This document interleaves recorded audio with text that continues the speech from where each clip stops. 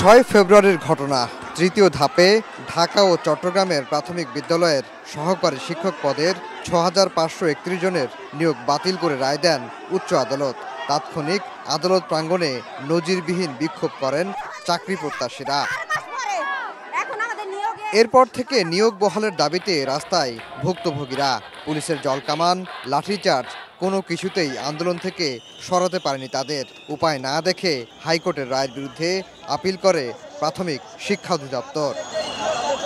সোমবার সেই আবেদনের শুনানি শেষে নিয়োগ বাতিল করে দেয়া হাইকোর্টের রায় ১ মাস স্থগিত করেন আপিল বিভাগ। তবে ওই দিন কারা আদালতের দরজায় লাথি মেরেছে তাদের চিহ্নিত করা দরকার বলে জানান সর্বোচ্চ আদালত। চূড়ান্ত বিবেচনা সর্বোচ্চ আদালত কর্তৃক তাদের পক্ষে রায় গেছে, সুতরাং তারা নিশ্চিতভাবে বলবেন তাদের প্রতি ন্যায় বিচার প্রতিষ্ঠিত হয়েছে।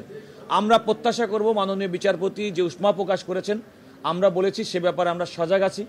যারা আমাদের এই ধরনের কোনো ধরনের অপ্রীতিকর ঘটনা ঘটিয়েছেন, নিশ্চয়ই সে বিষয়ে আমার মনে হয় সুপ্রিম কোর্ট প্রশাসন আছে এবং আমরা নিজেরাও আমরা চেষ্টা করব যেন এই ধরনের কোনো ঘটনা পুনরাবৃত্তি না ঘটে। হাইকোর্টের রায় স্থগিত হওয়ায় খুশিতে আত্মহারা সুপারিশপ্রাপ্তরা।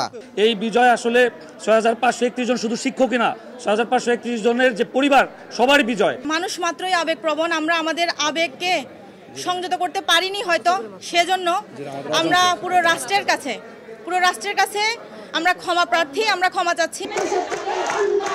চলতি বছরের জুলাইয়ে সরকারি চাকরিতে কোটা পদ্ধতি বাতিল করে রায় দেন সর্বোচ্চ আদালত। এ রায়ের ফলে কোটার ভিত্তিতে সরকারি প্রাথমিক বিদ্যালয়ের সহকারী শিক্ষক পদের ৬,৫৩১ জনের নিয়োগ অনিশ্চয়তার মধ্যে পড়ে। আফজাল হোসেন, সময় সংবাদ, ঢাকা।